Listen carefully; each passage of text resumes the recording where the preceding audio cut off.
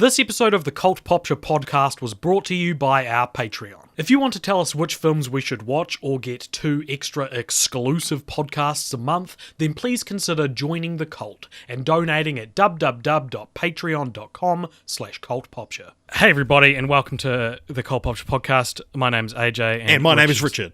Richard's over here. And today we just want to let you know that before the episode starts, that next week we are planning on doing a Q&A episode where we answer all the questions that you guys might have for us. We'd love to hear from some people that don't usually chime in, but also the people that do usually chime in. Just to see if there's things people want to know about us. We'll also be doing like the fan mail that's accumulated over the past few weeks. But yeah, what kind of questions do you think people should ask us, Richard? Oh, you can ask us about what the best franchise we've ever done is, what the worst is, what's the best and worst films we've ever covered, and also, I'd love to know what the image people get of us from this podcast. Yeah. Who's your favorite? Comment who's your favorite. What the characters? How would you describe the characters of Alexander Jones and Richard Martin on the Cult Popture podcast? Yeah, and you can ask us things that have nothing to do with the podcast as well. I mean, if you want. If we've ever started to tell a personal story and then forgotten to continue it, and it's burning you inside, ask us. Or even if there's just one of the old favorites you want us to retell, that's fine too. We've been working quite hard recently, so we wanted to do a more chilled out one for our current listeners to get to know us better if they so choose. So leave a comment on whatever you're listening to on this. There'll be a post on all our channels. We don't have the luxury of telling you to post to one specific place. So we'll take what we can get. Yeah, any place that you comment, I'll accumulate it and we'll go through it on next week's episode. So without further ado, here is the newest episode of film franchise Fortnights. With a very special guest star. Here we go. Let's go.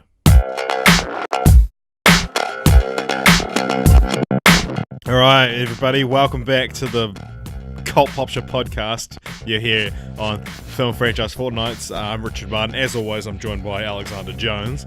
Hello. And today, by popular request, we've brought back everybody's favourite 28-year-old woman who works in finance. Not anymore. Nadeshda Sim. Hey. Oh. Yeah. Are you not 28 or do you not work in finance? I don't work in finance. Officially finance free. Wow. Oh, wow. Yeah. Hopefully you're not like gone broke or anything though. No. Just She's free of any finances. Yeah. You still got a little bit of finance in there. officially fun employed. Nadeshda, for those who don't know or don't remember, is of course the host of Pop Culture Vulture. Caw. Nailed it. It calls up. And so, you review movies and things on YouTube. Yes. Nadeshda. I sure do. Yeah, so we'll give you a big old fat pitch at the end, but there's one right up top. And also, you may remember her from the Cats and Dogs episode we did. And if you don't remember it because you haven't listened to it, go and listen to it, and then you'll get all the sick callbacks that I'm sure we'll make throughout the next hour or so. Now, when you say you're not working in finance anymore, I hear that you're moving country. Is that right? That is correct. Yeah, so Wednesday off to Argentina, 6 months in South America, and then moving to London. Wow. We don't do anything like that here. Nah. Yeah, I moved back to my hometown. That's about as wild as my travel. As wild as it gets. Yeah. Moved back in with his parents. Yeah, exactly. But that's okay. Oh, that's very exciting. Starting the next chapter in your life. So are you? Why Argentina? I'm actually going all over South America and Central America. So just starting in Argentina. Right. So the Pop Culture Vulture channel might be on a small hiatus, unfortunately, after today. No, keep it going. Keep it going in Argentina style? And all over the place. Yeah, that's awesome. That'd be reviews from the hostels. You call it like Pop Culture Pigeon or something like that, and you're like a messenger pigeon flying all over the world. You're migrating. You're flying south for the winter. Love it. Perfect. I have to change my caw. What sound does a pigeon make? something like that. Coo, they coo, they coo, coo coo.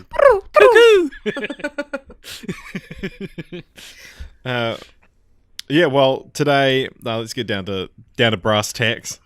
Bit of a finance term there for you, I think. Is that a finance term? Not one that I've heard of. Sure, it's tax related. Well, it's tax related. Yeah, tax deductible. That reference was tax deductible because you were able to deduce that it was to do with tax. Today we're discussing the two 300 films. So obviously you've got 300, which came out, and it's interesting. So I always thought this was a 2006 film, but it's also a 2007 film, and so it premiered in 2006 at the Butt-Numb-a-thon, which is like Alamo Drafthouse used to do this 24-hour or 48-hour movie marathon. They'd premiere like big films in it sometimes, and they did that up until last year. And then the head of it, the organizer, was one of the victims of the Weinstein effect, and so they don't do that anymore. Ooh. But its official wide release was in 2007. But like depending on where you look, it refers to as a 2006 or 2007 film. I did notice that because I thought it was a 2007 film, and then obviously watching this said 2006, and I was like, "Excuse me." Yeah. But if you look at like the 300 graphic novel Wikipedia page, it says it was adapted into a 2006-2007 film. Two different films. I mean, one different film, but two different release dates. How quaint. Yeah, and that was directed by Zack Snyder. Yay. And does one of you guys want to tell us what that's about? Nadishta, what's 300 about? What can you explain? Oh, why don't I give myself the second film? All right, you go the first one. I'll do the second one, which is a lot harder to explain. So, full warning, I killed quite a lot of brain cells last night. I did watch this on Friday, so. Did you kill 300 of them? Well, I watched them back to back, so 600 of them. That's awesome. Because we forgot to mention, you of course had your goodbye party last night. So you graciously accepted to come on the show despite being horribly hungover. I've got a Powerade next to me right now to get through. That's amazing. That's cool because despite the fact that we have done the Hangover trilogy, this might be the first time we've had a genuinely hungover person on the show. Love it. So the first 300 movie is about. I'm not gonna be able to get the names. Don't give me a hint. Who cares? I feel like the names the first are dumb one's anyway. like Leonidas and his queen Gorgamesh. Nope. Go dancer. Gargamel. Something starting with a G. They go up against the. So he's part of an army. He has an army? No, something. He has an army. Sparta. He's part of Sparta. He represents Sparta. He represents Sparta, and he goes up against the Persians, who are depicted quite interestingly in this movie. One of which is what do they call him? A god man. No. God king. God king. Oh, I'm so bad at this. A god king. It's okay. Well, like about halfway there. And against the wishes of his people, he goes up against the Persians. That's basically kind of the storyline, isn't it? It feels like the plot's kind of lacking in these movies. I'll fill in a couple blanks. So the God King's name is Xerxes, and he basically fancies himself like entitled to rule over the Mediterranean, I guess. And the conceit of the story is that they have an army of only 300 Spartans that go and defy an army of 10,000 or whatever. So that's kind of why it's called 300, and the hook of the story is that it's a classic David and Goliath tale. Yeah, a true underdog story. Yeah. You did that a lot better than I did. That's okay. I've been doing this for 3 years now. Nearly. So this was followed 7 or 8 years later by 300 Rise of an Empire in 2014. This time directed by Noel Morrow. And what? Good on him. What's this one about, AJ? All right, so essentially this is 300 but on the water. I think that was the pitch. It's basically like, hey, what if we do 300 again, but this time instead of setting it in like, I don't know, a mountainside as the first one is. I'm very are you guys real unclear about like the spatial awareness of these movies? Yeah. Like, where are they, and how far away is everyone from each other? That's my number one question in this movie. But yeah. So instead of setting it in like the mountainside of the wilderness, this one is mostly set on the ocean, and it's kind of about like battles between ships as opposed to swords and stuff. There's still swords and stuff in it, but the other one didn't have any ocean battles in it, so that's the main thing. It takes place at first a prequel and then alongside the first film. A midquel or interquel, if you will. Yeah. And it's basically about so Xerxes' dad had like this hand of the king, who's this woman played by Eva Green. And so she is represented in this movie as kind of being the one who pulls the strings that is Xerxes. And so if the first one was about the Spartans, this one's about the Athenians. And the Athenians go to battle Eva Green, basically, on the ocean, as opposed to... And letting the Spartans go after Xerxes himself. And yeah, I feel like that's a good summation. No, that's good. Very, very nice. Yeah? Thank you. So did either of you guys do classics in high school? No.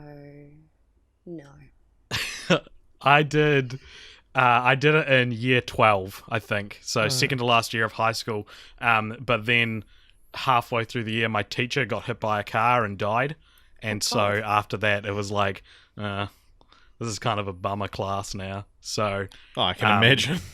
Yeah, I kind of dropped. And at the same time, my parents were going to move to Australia and I was going to drop out of school. And that didn't end up happening. But when I think of classics, I think of the class that I stopped giving a shit about like a quarter or maybe halfway into the year, and wasn't really that interested. I remember The Odyssey, and that's about it. Because this is like classics kind of stuff, eh?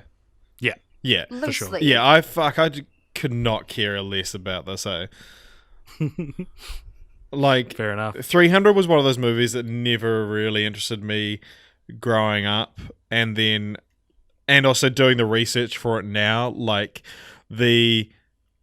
looking into all the like, it's kind of based on a true story, but it's historical fiction, I believe is the correct genre. It just does not interest me in the slightest. And I'm sorry if you were coming to this podcast for like, wanting to learn about, Leonidas and who he really was and all this shit.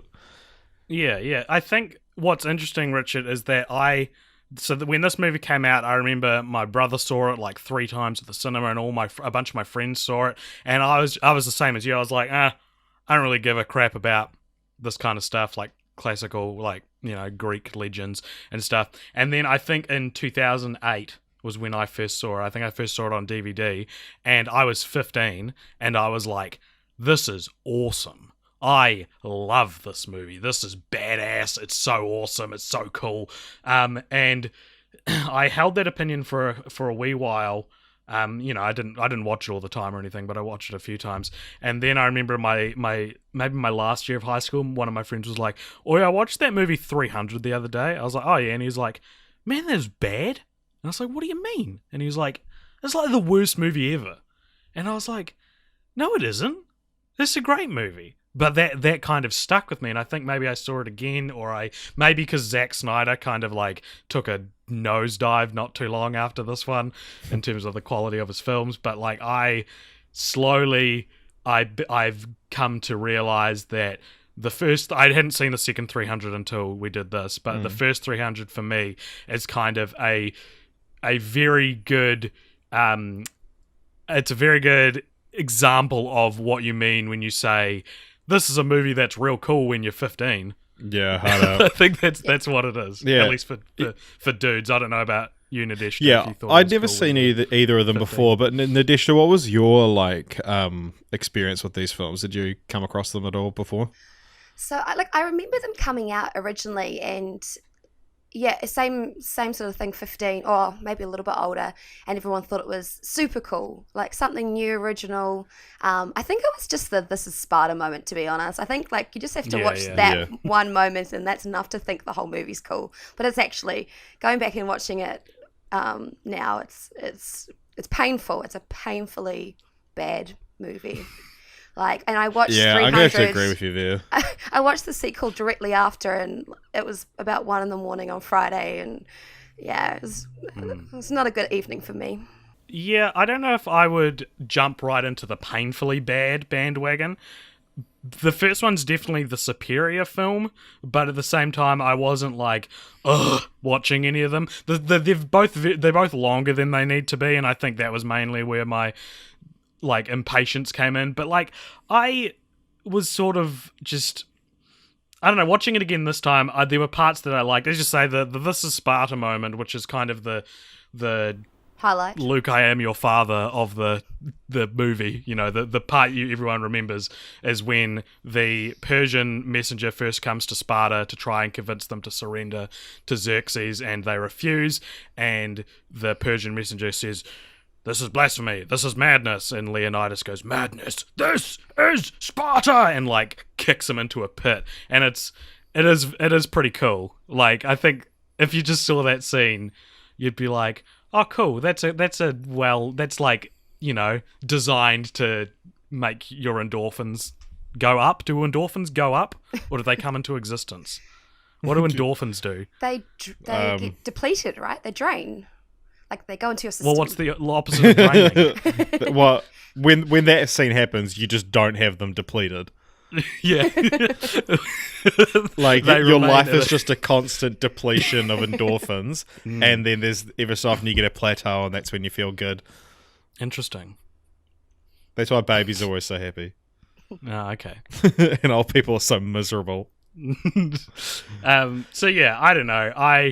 I feel distinctly neutral about the 300 films, which it makes them kind of hard to talk about for this podcast. Yeah. Because what we've learned is you either got to go hot or cold with these movies. You know, you either got to really love them or really hate them, and that's where the best content comes from. So welcome to another 45 minutes of us trying to talk about movies we don't really care about. Yeah. It's going to be good. I mean, I do. I would say I somewhat hate the first one. If you need some balance. Okay. But then, to be fair, I have a vendetta against Zack Snyder. Tell us about that. So it's personal. So does this go both ways? No, it's a one-way vendetta. So he's just one of my least favorite directors of all time. He's like a constant disappointment, and every time he brings out a new film, I want to like it because it looks like comic book-esque, you know, gaming nerd kind of like my kind of film, and every time it's garbage. And I'm sorry to say this because I know this is one of your films, but I hate Watchmen. I really hate that movie. Watchmen, I would say, is my favorite Zack Snyder film. I would go as far to say it's his only good film. But he also directed the Dawn of the Dead remake, which is actually a real cool movie. So I would say either Dawn of the Dead or Watchmen. I haven't seen Watchmen. It's probably since like I was like 20, and I'm 25 now. And I was talking to a friend about how I considered 300 to be like the ultimate "this is cool when I'm 15" movie, and he was like, well, maybe Watchmen's that as well. And I think Watchmen gets a bit of a pass or a bit of an upgrade because the story of Watchmen, because of the graphic novel it's based on, is inherently more mature and important and about bigger things than 300, which is unashamedly just a blood and guts like fight action movie. Like, Watchmen's got the source material of Watchmen's got nuance to it, I guess. Yeah. So I really like Watchmen, but again, I haven't seen it in a few years. I remember I'm one of those people who, whenever it gets brought up on Reddit, I don't necessarily comment, but I agree with the comments that talk about how the ending of Watchmen in the movie is better than it is in the graphic novel, which it annoys me because the ending of the graphic novel should just be what it is in the movie as well. I won't spoil it, I guess, if you haven't seen it. But please don't. Yeah. Please stop talking about it. So yeah, Nadeshda, do you like any of his films that that you're still hoping to achieve, or is it just the fact that he always has amazing trailers that you always get your hopes up? Yeah, I think he's such a style over substance director. Like everything Yeah, he makes looks sure, yeah. phenomenal. Sucker Punch is probably the biggest example. Like that movie, if you had it on mute, looks incredible, but the actual content is Yeah. unbearably bad. Like It's movie's so bad. so bad. And even the so I actually really loved the opening of that movie where they had the "Sweet Dreams Are Made of These" cover, and that eerie kind of female's voice, and she's running away from her dad, and so that gave me hope that maybe he was going to turn it around and bring a good film, and that was just like appalling. And Sucker Punch was so promising. It's it had such so a much promising potential. movie. I think that's why. Yeah, totally. I think that's why it's always such a big disappointment, because they always look like they could be great, and then they're just not. Well, I think because of the style over substance thing, like he always has amazing. Like I remember the Man of Steel trailer being like beautiful, and then I think because when trailers are just showing off the style, and then that's why they always work so well. But in fact, 300 is one of three fresh rated films on Rotten Tomatoes directed by Zack Snyder. The other two are Dawn of the Dead and Watchmen. And so what do you guys reckon 300 has on Rotten Tomatoes? 300. So we know it's at least above 60. Oh, okay. You is go, it much Nadeshda. above? I've guessed this too many times. No. Like, again, being critical, I would say it's like 63. It couldn't be much above 60, AJ? surely.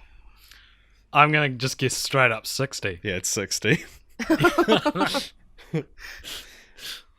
Yeah, no, that's accurate for me. Like, it's good enough. But Yeah. not- I think it's kind of a perfect 60% film. It's like, Yeah. I didn't really like it, but it's like it's the bare minimum you need to classify as like a alright film. Yeah, yeah.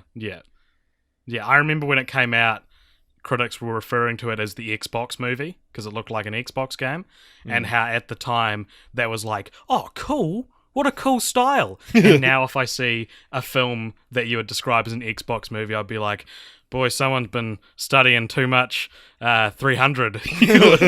someone's been watching Sin City a few too many times, like this was I want to say, well, when Sin City came out before 300, didn't it? Yes, since it was like 2004. Yeah.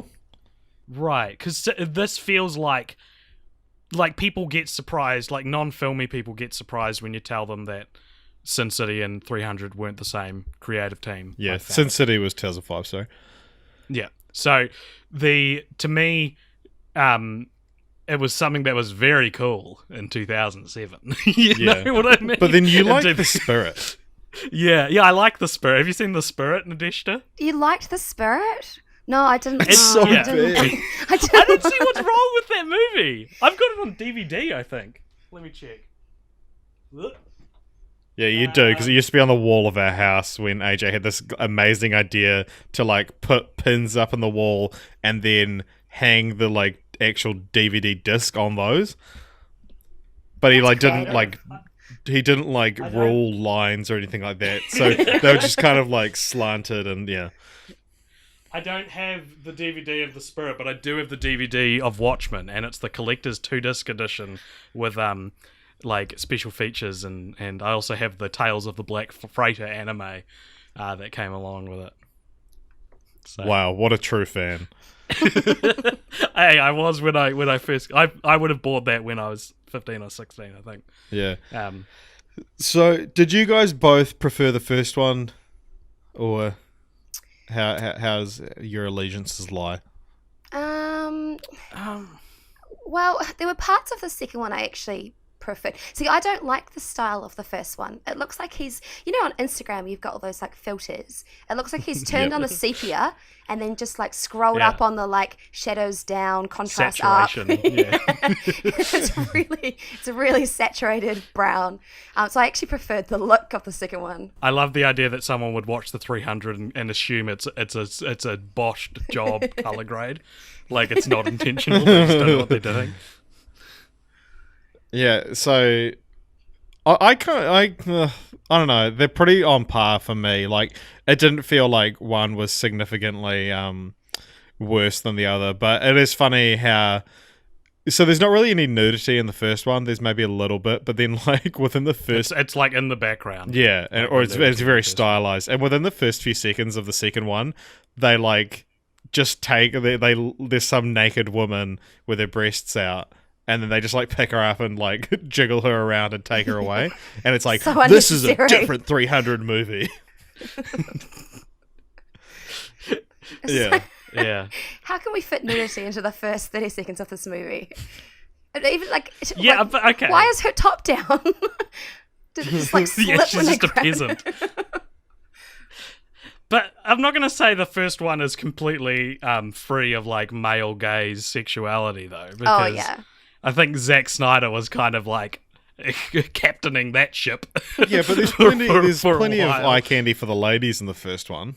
That's true. Am I right? What do you think of all the rippling abs? There's even the scene in when him and his Queen Gilgamesh have sex, and just before he's standing in front of a moon and the moonlight's like bouncing off his butt, and I was like, oh yeah, that's the one for the ladies. That's the scene for like the background, background on your phone. Yeah. What, really? Imagine having the gall to have a naked person as the background of your phone. That'd be amazing. We didn't say before as well, but one interesting thing related to the nudity, I guess, is that so Gerard Butler plays Leonidas in the first one, and his queen is played by Lena Headey from Game of Thrones, who has in Game of Thrones gone so far to avoid doing a nude scene that they actually had to superimpose her head onto a naked body for one episode because she didn't want to appear nude in it. So they got someone's nude body and put it like digitally put her head on that body. And in this, she just, I mean, it could be the same thing, but they look pretty connected this time. What's because of how stylized this film is, especially the way it was shot, it was pretty famously shot like 99% in front of a green screen. So they're not above body doubles and shit like that, I think. That's true. Yeah, but yeah, talking about like sexuality in this film as well. I was reading about so you've got the god king Xerxes, who in the second film, because he's like bald and has all these nipple piercings and shit. But in the second film, you see him before all that, and I was like, "Oh shit, it's Paolo from Lost."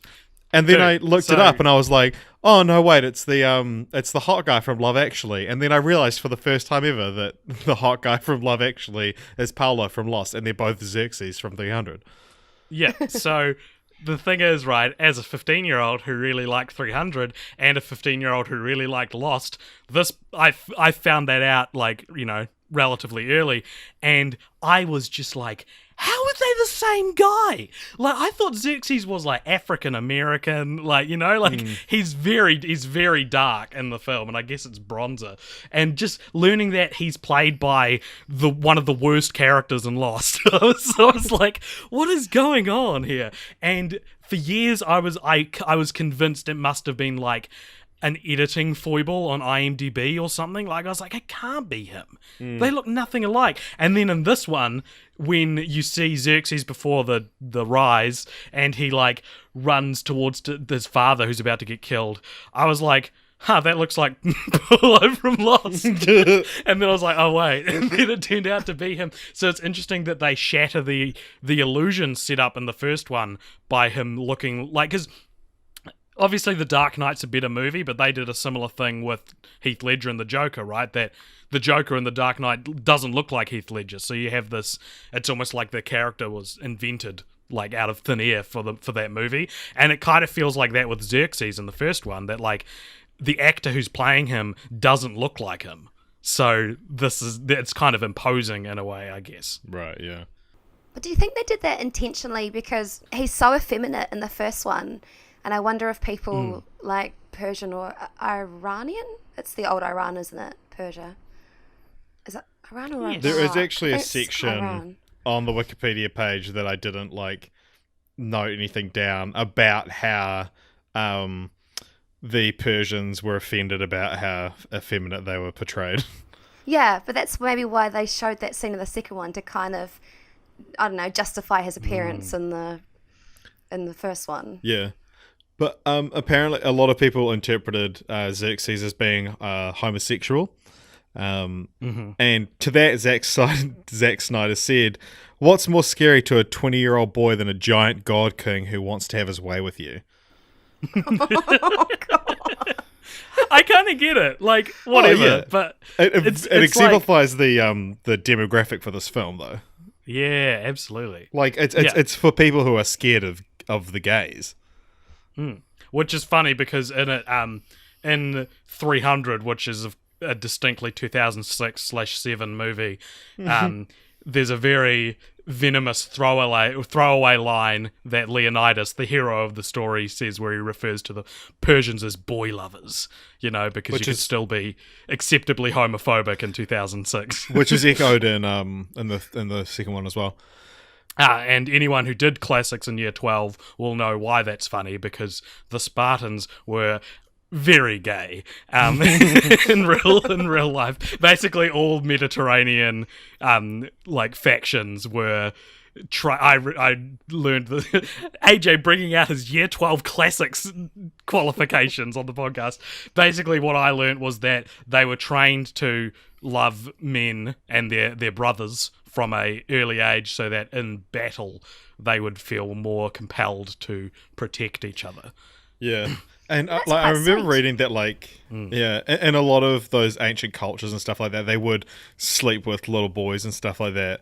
But then there was there's ancient graffiti that translates to AJ eats pussy, because that was such an insult at the time that it's like AJ eats pussy. yeah, that it's like, oh, AJ was such a woman, he cares about a girl's pleasure.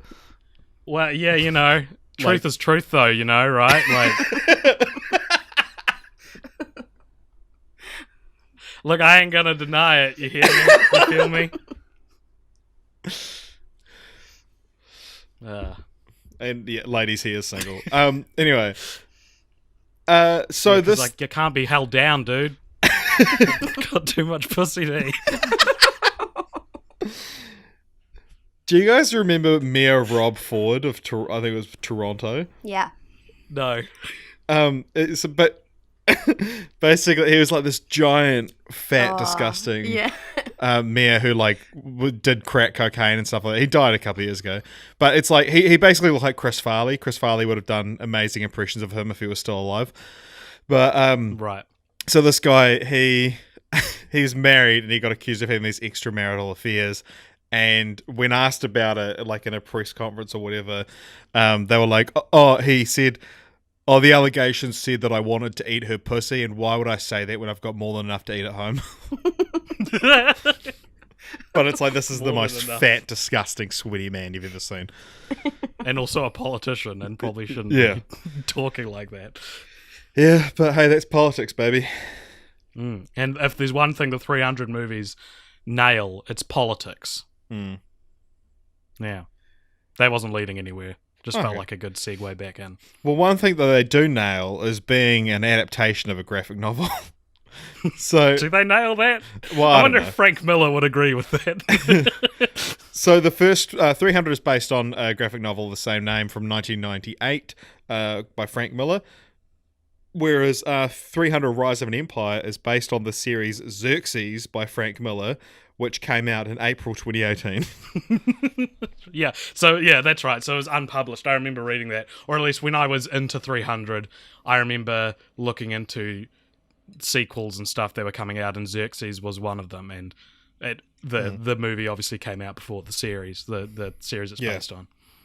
But because the credits say based on Xerxes by Frank Miller, but then it didn't come out for another 4 years. Yeah, But apparently Miller there was a 1962 movie called The 300 Spartans. yeah. Because it's a real which thing, or allegedly real, Yeah. I guess, that happened, that 300 Spartans, like, that 300 they'll be talking, when in 300, when that guy is like, because the whole goal of the Spartans in 300 is that they'll be remembered. Like, that's very classic-y, I remember as well, is that was the goal, was to be remembered even if you die. They wanted a beautiful death so that they'll be remembered. And yeah, they talk about in the first one, the guy loses an eye, I think, talks about how they'll remember the 300 Spartans who stood up against an army. And it's like, do you think when they said that people would remember them, do you think they were hoping that people would one day be doing a podcast about two shitty movies based off their like sacrifice? I mean, maybe. We may never know. Yeah. So I don't know about you, but I think it's time for a bit of just randomly placed random trivia. Oh, yes. So got a couple for you this week. So one is that this is our second film franchise with a bald villain who has metal in his head and talks like this.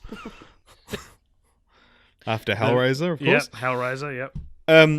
And this is possibly one of my favourite pieces of up top random trivia I've ever done. So AJ, I want you to explain, how did we choose to do 300 as a franchise? What, like through the roulette? Yeah, so it was completely random, right? I chose a random number, and then you were the one looking at the list and chose 300. But do you know what? I found out this week, I made a list of every single film we've ever covered on this podcast. And did you know that 300 Rise of an Empire is the 300th movie we've watched for this podcast? Wow. That's Isn't really that insane? That's really cool. That's Yeah. the best thing that's happened on this podcast about 300 so far. So yeah, that's a huge milestone for us, and also incredibly fitting. And completely unintentional. Yeah. That's awesome. And it's crazy as well, because this is one of those two film franchises where a lot of people don't even know the second one exists because it came out so detached from the first one. And so, you know, there's a universe where we didn't know it existed and didn't add it to the list, you know? So the stars really aligned here. You know what I mean? I only really knew about it because the nude scene from the second one was posted to Reddit so many times in 2014. Should we talk about that? Yeah, let's talk about that. All right, Nadeshda, so do you want to set the scene up for us? What news? Are you talking about the first one? No, the second scene, the sex big scene. the climax of the film, if you will. Oh, so what's her character's name? What's that bird's name? Something. Let's look it up. You go and I'll find it, and I'll chime in when I find it. It's Artismia. Artismia, and he's the Theonidas. Is that right? He's not Themistocles. Themistocles. I remembered that because I'll remember it as the Mist and then Hercules. Yeah, Themistocles and Artemisia. Artemisia. So the Themistocles. So Artemisia, who is the corporal, I don't know what you'd call the navy officer, the head of the Persian army on water. I think they just call that the navy. The head of the Persian navy is impressed by the Hercules. Themistocles, like his plight, like his fighting style, and so she invites him onto one of her ships and seduces him, and it's intense. And then mid coitus, she asks him to join her, and he says no. So she gets off him, and she pushes him to the ground. Yeah. Look, we've all been there, you know. We've all been in the throes of passion, and then asked your partner to join you in your conquest to take over the world, and they say no, and you're like, well, that's what this whole thing was about. Yeah, if I had a nickel. Is that the ancient Greek version of like feeling like you're entitled to girls if you're nice to them? It's like feeling like you're entitled to their allegiance to conquering Greece. Yeah. So what did you guys think of the scene? Because AJ, what about for you, for someone who's in the midst of No Nut November? Yeah. How did you find that? That's not been established in canon yet, but sure. I don't care. I'm confident in my Ability to not nut. Yeah. Sorry, Nadeshda. I didn't know how personal this was going to get when I invited you on. No, I don't know. It didn't really affect me, to be honest. I can see that it's a very, it's as I said, this was like it's as if like the male gaze in film knew that like the Me Too movement was coming in a couple of years, so that it just ramped up and tried to get as much in there across the line. So in 2014, I think we were at somewhat of a peak of that, and so it's filmed. Yeah, it's. I guess I just don't. I was struck with like, I don't think this would happen in real life. This is very flimsy cardboard characterization that like this, of course the powerful woman character would be tempted by the. Was she even tempted by him, or is she doing it on her own? No, it's a power move. Yeah, I don't know. It's very intense, and you posted it on Instagram this morning as the picture that we post for each movie we watch, and I told you to delete it because it was getting flooded with comments about how it was too far, and I was like, why did you do that? Because it was funny. And so I replaced it with Okay. something else, which you can check out, and if you can't be bothered, I blurred the image and put a big red letter saying censored by AJ over top of it. Yeah. I got to look out for my other brothers in No Nut November, They'll just be scrolling through Instagram and come across that, and they'll be like, ah. So. That's it. There's but Yeah. Nadeshda, any other comments you want to add on the scene? Well, I mean, it was a choice though. Like, what a choice to make, that they could have just had that scene happen and then Be the entire film. and then like post sex, her say, "Join me," but like to choose to have it literally as she's like mounted him is such a choice. Yeah. I mean, I kind of get it though. Like, Yeah, I think they made the right choice. it does, I guess, add an extra layer of like action to the scene. Yeah. These are action movies, and it's a very action-packed sex Oh, it's the best fight scene in the film. in the whole series. Imagine if it was filmed and like edited like the slow motion ramped up oh speed my god. from the fight scenes. Yeah, I'd had love to see a that. cut of 300 Rise of an Empire with like just at full speed the entire time, because it'd be like 10 minutes long. I think they actually use that speed ramping in the beginning. Like she kisses him, and they do like a slow into quick thing right at the beginning of that scene. Yeah, when he like slams her over the table and you guys know what I'm talking about. Look, we all know. Yeah, what do you guys think of the speed ramping? I mean, maybe it's a little bit overused in these films. Yeah, I think it's interesting that it's like, as much shit as Zack Snyder gets, I think he used it pretty well in the first film, and then seeing someone 7 or 8 years later, try to imitate that style, it is interesting how like misunderstanding how to use it. Yeah. That it doesn't need to be every shot. You've got to have like the glory shots, and also like how in 300 Rise of an Empire it takes place in a time period where everyone is just arteries inside. Yeah. People explode with blood. Yeah. Because initially, one of the things that I think we'll talk about later is that, Nadeshda, you have the distinction of joining us on 2 separate podcasts, which are both 2 film franchises, where the second one came out way too long after the first and was kind of uninvited, and so watching the second 300 movie, the whole time I was just struck with like, why did they make this film? What was the point? And one of the things I thought was maybe we were at some kind of height of 3D in film, and do you know, was Rise of an Empire 3D? Yeah, it was. It had to I have think been. that's what it was.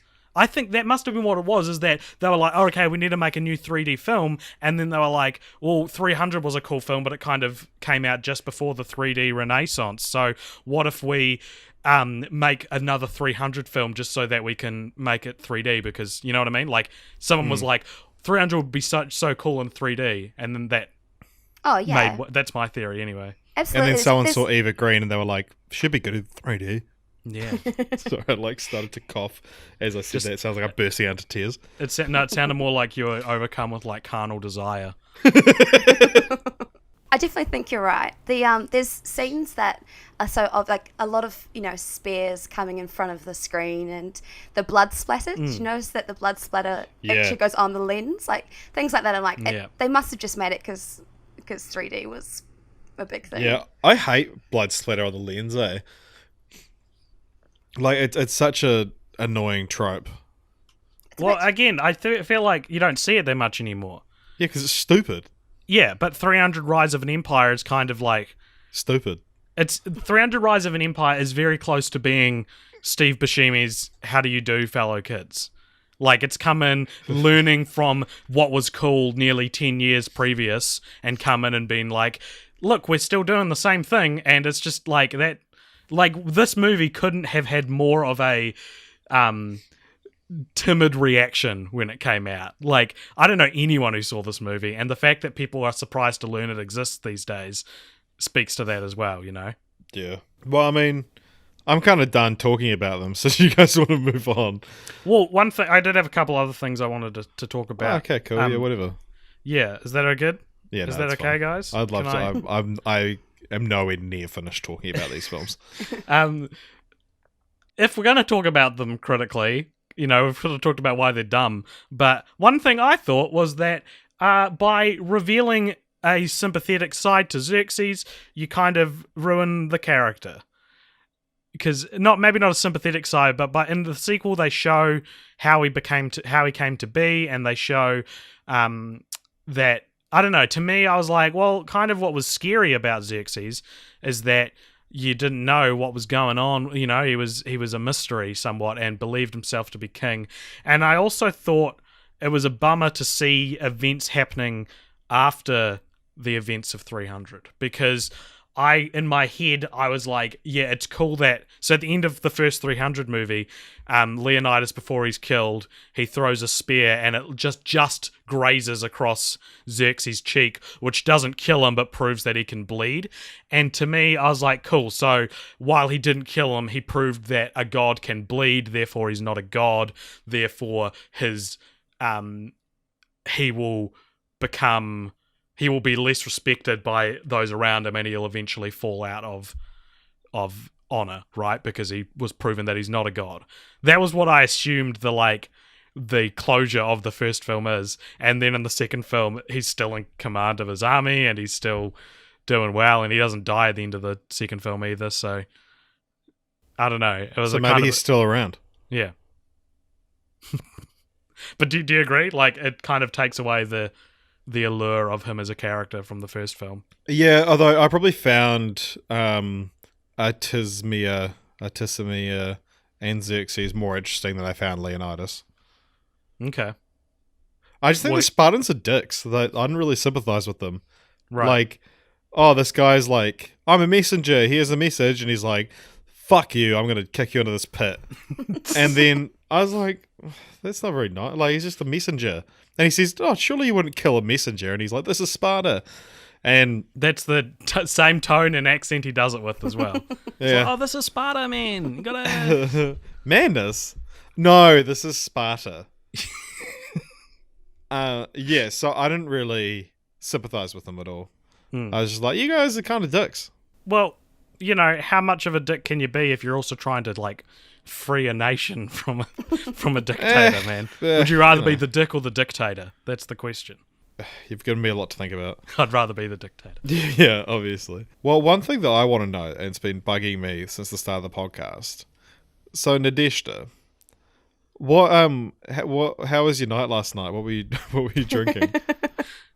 I had beer, Aperol spritz, shots of whiskey, vodka sodas. It's just like if it was behind the bar, I My had goodness. it. Yeah. That's why I'm a bit dead weight. Wow. More so than Did you have a fun time? I had a great night. If any of my friends listen to this, like, thanks, guys. Also, you guys should be listening to this. They better be listening to this. I like how you're trying to convince them to listen to it as in them 40 minutes into the podcast already. Hey, Michael Fassbender's in the first one. Michael it's his first Fassbender's in movie. the first one. I was shocked when I saw him. And he almost doesn't look like Michael Fassbender for a little bit. He looks like he could be like Michael Fassbender-esque. But no, that's legit Michael Fassbender. I saw him. He screamed some form of like loyalty cry at Leonidas towards the beginning of the film, and in my head I was like, that looks like Michael Fassbender. And then it was, and I looked it up, and it was. And then in the second film, when Artismia is like getting real angry at one of the like prisoners they've caught and brung to, and she decapitates him. One of her like bodyguards in the background looks exactly like Oscar Isaac. And I was like, it's Oscar Isaac. And so I was like, I was going to do this big spiel about how Oscar Isaac is the Michael Fassbender of the 300 sequel. But it wasn't Oscar Isaac. Yeah, but you messaged me and were like, dude, Oscar Isaac's in 300 Rise of an Empire, and he was in it for like 30 seconds, he didn't say anything, and he hasn't been back since. Yeah. And I was like, maybe it's not Oscar Isaac, and you're like, no.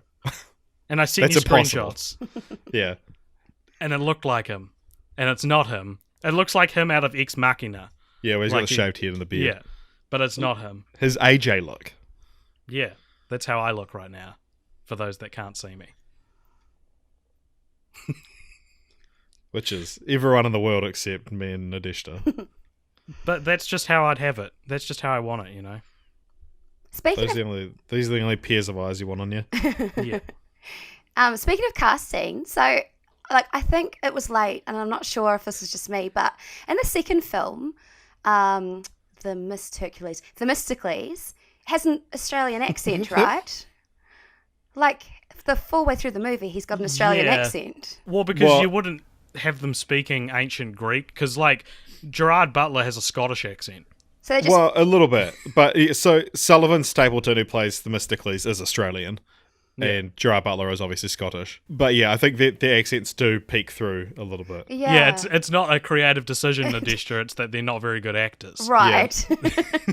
Yeah. Who even is that dude? What else is it? Because it's weird to cast him in like a big sequel when he's like, I didn't recognize him from anything else.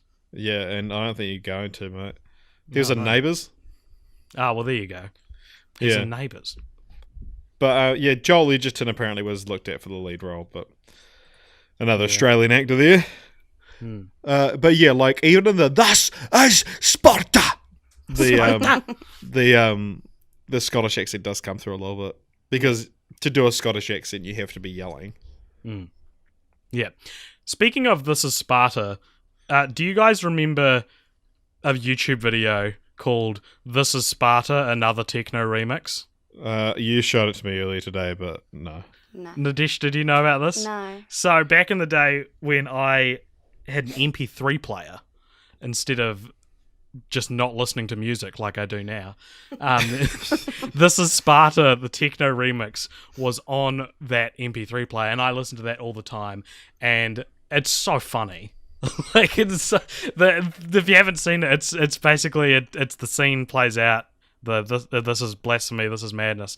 But when he goes, "This is Sparta," he goes, "This is Sparta!" And it like bursts into this like techno jam that's like remixed the "This is Sparta" line. It's like, and it's just "This is Sparta" remixed at different tempos and speeds.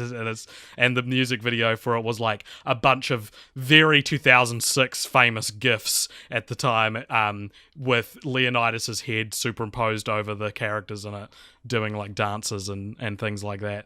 And that was probably the biggest lasting impact that 300 had on me, I think, at the time. That was a real good story, dude. Thanks, man.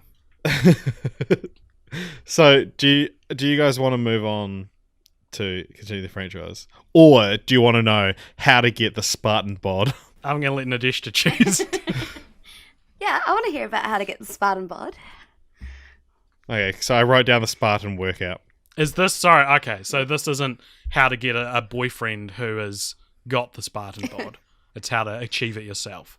It's not how to get a Spartan bod to sleep next to you at night. Yeah. It's how to be the Spartan bod. Yeah, but I mean, maybe Nadeshda isn't, wanting just to know because, she values her own worth by getting a man. Yeah. Maybe she wants to get this rippling abs for herself. Yeah, Nadeshda, I'll take this one. Nadeshda's a strong female character, and she doesn't need a man to validate her nor speak for her, okay? Okay. All right. So, Well said. Quiet, Nadeshda. I'm doing this, don't worry. so the workout is pull-ups, 25 reps, a barbell deadlift with 135 pounds, 50 reps, push-ups, 50 reps, 24-inch box jumps, 50 reps, floor wipers, 50 reps, single arm clean and press with 36 pounds, kettlebell, 50 reps, and 25 reps of pull-ups. So you do that once and you get a Spartan bod. Oh, well, it's a pity I don't understand what any of that means. Yeah. Presumably you've got to eat a lot of grapes and apples at the same time as well. Yeah. So this brings us to a point we've reached many, many times on this podcast. Oh my gosh. Time to continue the franchise. Here we go. So Snyder told Collider that more sequels could go to other topics like ancient Greece, the American Revolutionary War, or a battle in China.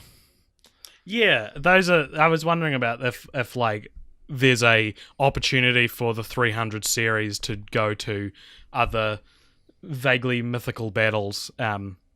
Because the one thing I will say, despite the fact that they came out so far from each other, 300 with 302 being a thing that exists, it does feel like we're in the middle of a trilogy that doesn't need to be made, but I don't know. It feels like there's loose threads enough to warrant doing like a third perspective of the same battle, maybe.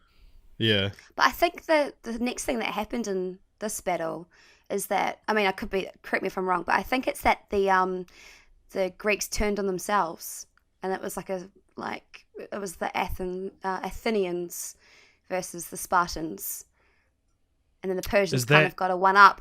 Yeah, they got like a one-up because they were everyone else was focused on fighting themselves. Which is that you'll continue the franchise? The dish dish? No, but it can be. But it wouldn't make for a very good movie, though, because you've built up Xerxes to be this, like, the evil guy, then you can't have them, yeah, but, correct me if I'm wrong, but Persia fell eventually, right? No, it's still around. Persia's still around. Yeah, the prince of it in the sands of time. Yeah, but that's set in old days. I'm bloody confused, mate. No, I think Persia's the old Iraq. This is probably offensive to people. Where did the cats come from? That's a good point. Where did the rugs come from? Where do the cats come from, if not Persia?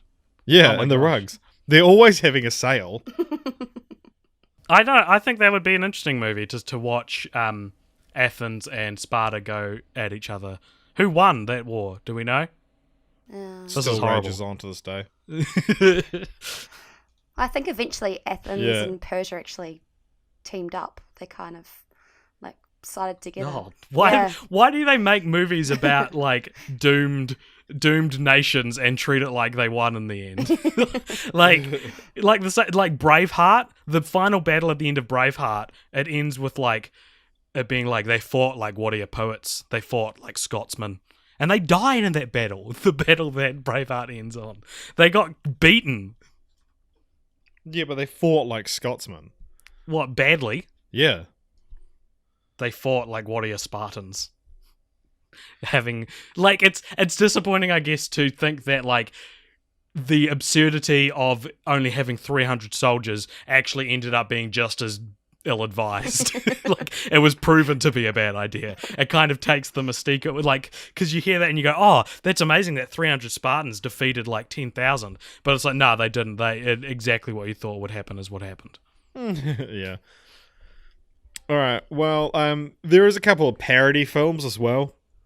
You've obviously got Meet the Spartans, which I saw in the cinema, and it's pretty bad. I do remember one joke that made me fucking crack up, though. At the start, when it's like the montage of them being trained, and so he has to like go into the, icy wasteland and survive, and he's there, he's shivering, and he's like, oh, I'm so hungry, oh, blah, blah, blah. And then he sees a Subway sub sitting on the ground, and he takes a bite out of it, and he goes, oh, no mayo, this is bullshit, and throws it away. And that was, oh my god, the funniest thing I'd ever seen. I think Meet the Spartans was the movie that ended my love affair with spoof movies. I think that was the first one I saw where I was like, this is legitimately the worst movie I've ever seen. And I don't think I watched it. Like, up until then, I was watching, like, Epic Movie and Date Movie and Scary. I loved those movies when I was a burgeoning teen. And then I think Meet the Spartans was the first one where I was like, I'm out. This is pretty bad. Right, yeah, I think because Meet the Spartans and Disaster Movie came out in the same year. And Disaster Movie, despite everything we've watched on this podcast, is probably the worst movie I've ever seen. And Meet the Spartans, by comparison, is a laugh film-filled romp. Okay. Well, I never saw Disaster Movie. It's actually horrendous. I think the last one I watched was Date Movie. Did that have That one's good. It has what's that chick's name that was just the Bachelorette? Alison Hannigan? No, Sophie Monk. Sophie Monk. It has her in it, right? Yeah. Yeah, that's the last one I watched of those. I can't. No, I'm too old for that now. Those days are behind me. Oh, she was from Bardo. That's right. Yeah. Do you think if you watched Bardo. a scary movie like now that it would be good? Is this like the 300? Yeah, it's so question. funny. Nadishta, we've actually covered Scary Movie on this podcast, the Scary Movie series. Yeah, but also we covered Scream, and I watched Scream for the first time, and then I watched Scary Movie, and it's so funny. After it's a scene for scene remake of Scream, and it's so funny when you watch it, like being familiar with Scream, because I never was. It actually holds up. Well, I think the first one does. To answer, does the rest of the series hold up? The answer is kind of. I don't know if it's a full-on no. I still think I don't know. I want to say like they get bad after a certain point, but there's not really any. The fifth one. The fifth one's Scary Movie fucking 5's horrible. real bad. But that's because it came out much like 300 Rise of an Empire and Cats and Dogs, The Revenge of Kitty Galore. It was like, why are you bringing this out now? You're not capitalizing on a success by bringing this out now. And the film franchise that they chose to put all their eggs into the basket of was Mama.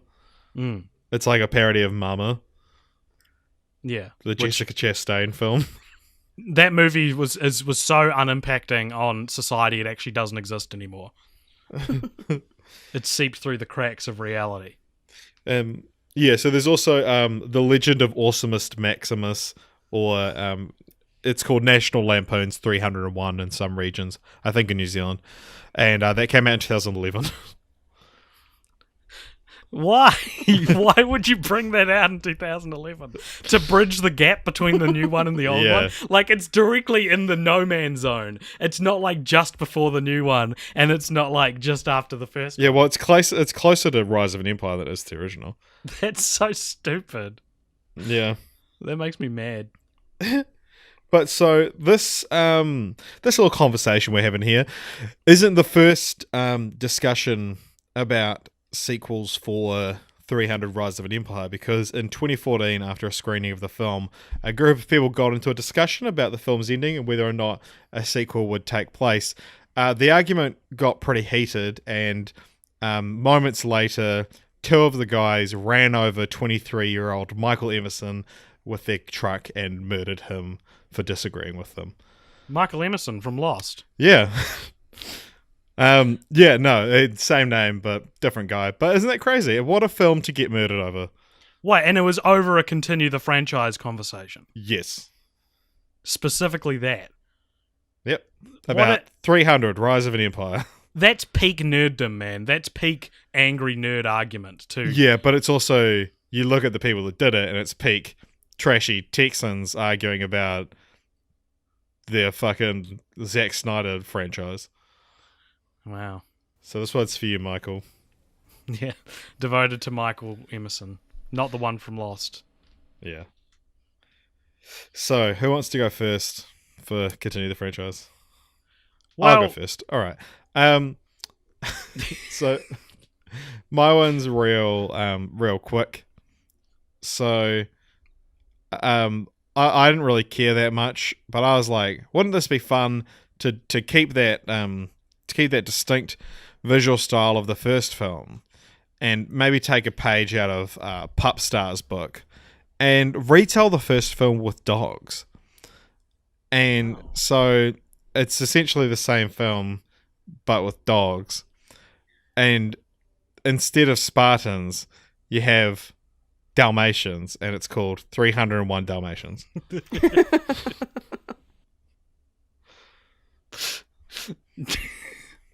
Very good. Because also, one thing that's kind of not clear, is it Leonidas and 300 Spartans, or is it Leonidas and 299 other Spartans for a total of 300?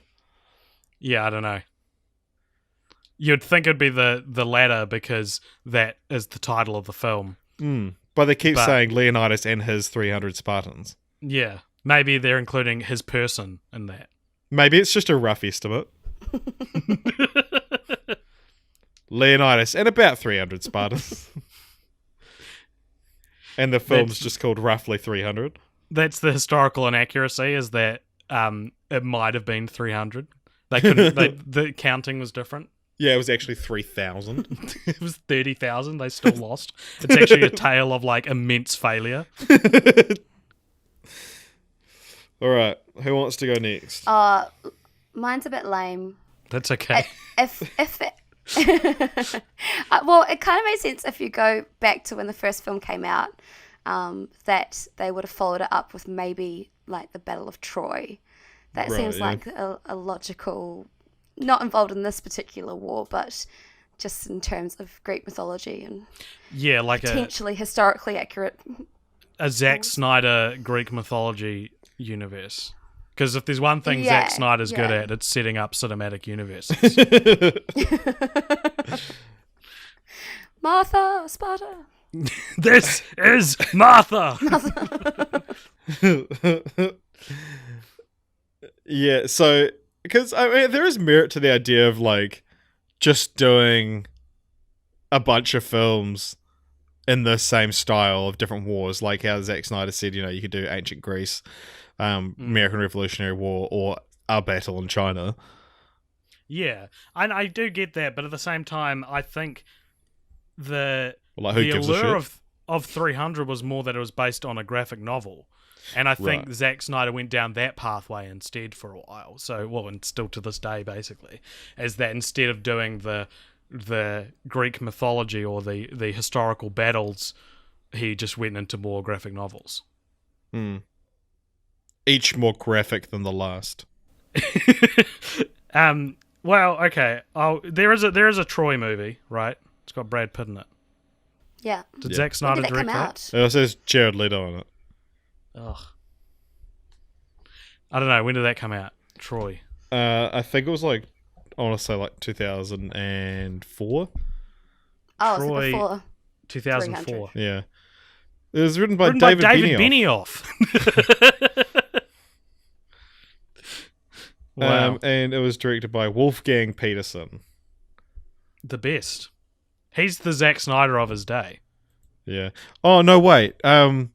Jared Leto isn't in Troy. He's in the other one with Colin Farrell. What's that one? Alexandra? Alexander, No, what is yeah. that movie? Alexander. Me. And you see his balls. It's the one thing I remember about that movie. Yeah. It's like Which also came out in 2004, hence my confusion.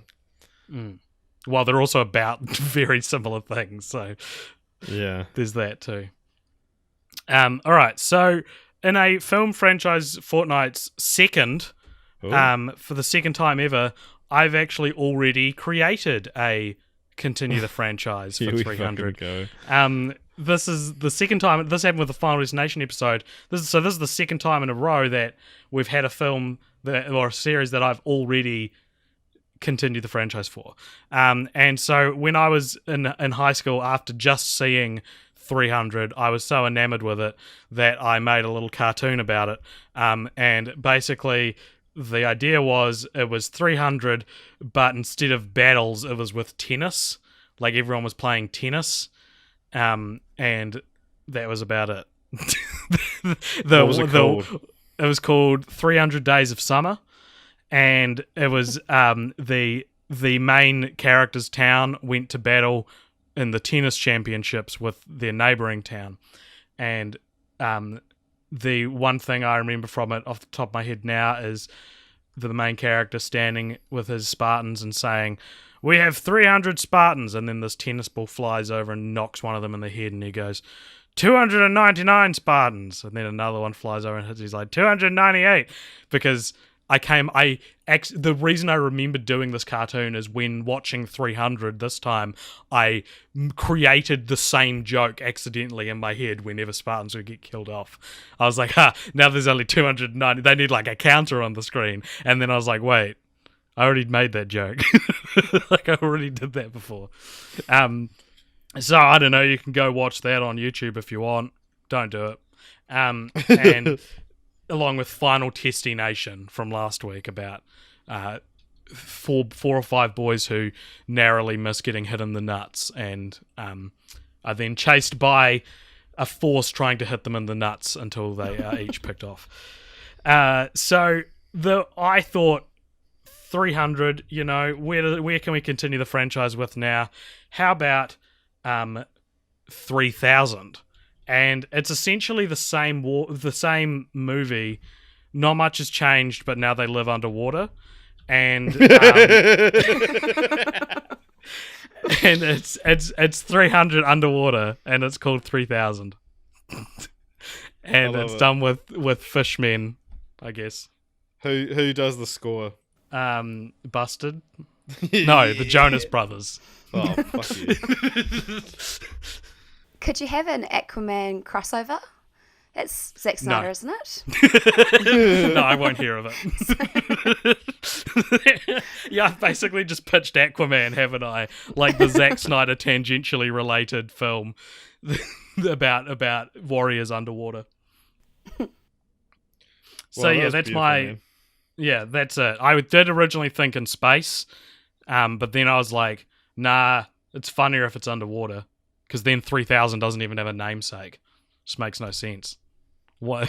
Like, if it's 3000 in space, it's like, right, because it's futuristic, but no, it's underwater. It's not even set in the future. Set in the past. Set before 300. It's set back in the human evolutionary chain when we still lived in the ocean. We're fish people. Right, nice. Yeah. The primordial ooze. And it's called 3000 because it's 3000 leagues under the sea. I was going to say BC, but even that wouldn't be early enough. Right, it's called 30 million, and it's set 30 million years ago. There we go. And everyone has New Zealand accents. That's what they just sounded like. Just so you guys know, while you were talking, AJ, I found 300 Days of Summer and Final Destination. Okay, good.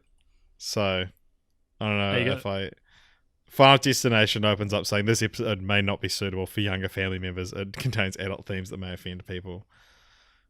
I wonder... Oh, right, because it's about... Getting hit in the nuts. Getting hit in the nuts, and that was the height of edginess back in the day. Or if you play them, I'm cutting it out of the episode. I'm not even kidding. So don't bother. People can go find it themselves. I'm not even kidding. If you play it, I'm cutting it out. It's going to be followed by a loud bleep here. So if you're looking for Final Destination, it's TESTINATION, one word. Yeah. So Final Thanks. Destination. Just destination with a T. I should have said that. Because I should also I point searched out- like Testy Nation. Right. I should also point out that one of the main characters in my cartoon was a very kind of like racist portrayal of an Asian person. However, I did get my Asian friend to voice him, and therefore I am better than The Simpsons because I get my ethnicities to be played by their ethnicities. So the Chronicles of Life and Death by Grim That's what it's Sky called. Production. Oh, is stop better this than The madness, Simpsons. please. That's it. Yeah, Do you say stop this madness? I didn't. No. This isn't madness, AJ. What is it? Tell me. This is Patrick. I'm pretty sure that was another remix back in the day. It was just, this is Patrick! Well, as this episode draws to its climax, much like AJ will in 12 days, Don't laugh, Nadishta. You don't know. You don't know you the don't know what struggle. it's like. Yeah. Yeah, we may as well just end it there. So we normally would get the lovely Nadeshta to give us a random number, but last time she gave us Earbud, which ended up, Condemned us. yeah. So since then we've started a Patreon, and we've got a list of wonderful patrons, which Nadeshta is conspicuously absent from. Yeah, give us money, Nadishta. I'm fun employed, you guys. Oh, That's true. the finance. But we throw it out to our $1 patrons. Every second episode, you guys get to suggest a film franchise that we could cover, and the one with the most votes ends up being chosen. And this week, Wait.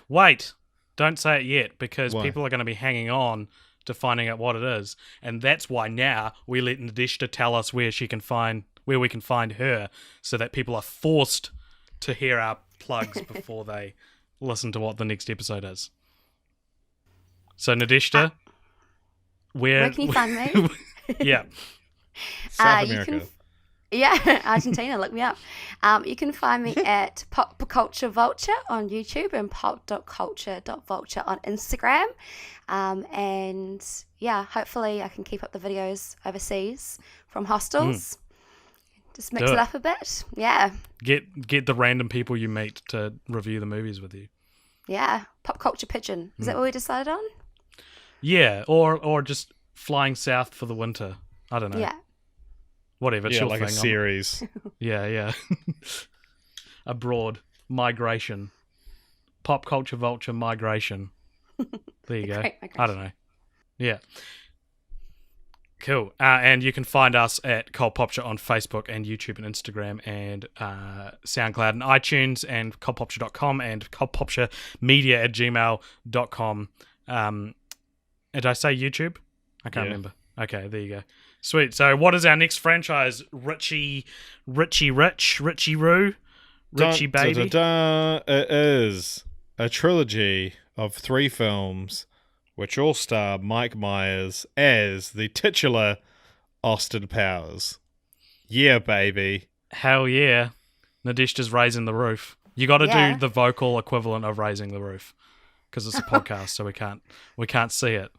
So you just got to go, Unts, whoop, unts, whoop. unts, unts, yeah, unts, unts. Caca. Awesome. Um,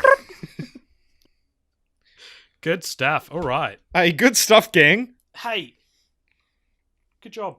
Hey, good luck in South America, Nadeshta. Mm, And you. all the best for London and the rest of your adventures. yeah. And if you can just spread the good word of Cult Popture Abroad. everywhere that you go, yeah, that'd be good. And your own stuff, I guess, if that's important. Yeah, no, we're keeping an eye out for each other. Yeah, Here at, when you come to New Zealand at the end of Yeah, London. for sure. At the end of London. She said yes. Yeah. Cool. All right. Thanks. That's it. That's it. Goodbye, everybody. I'll play This Is Sparta to Yeah, play your us out. shitty techno remix you like. I will. All right, goodbye. Bye. Bye. This is madness. Madness. This is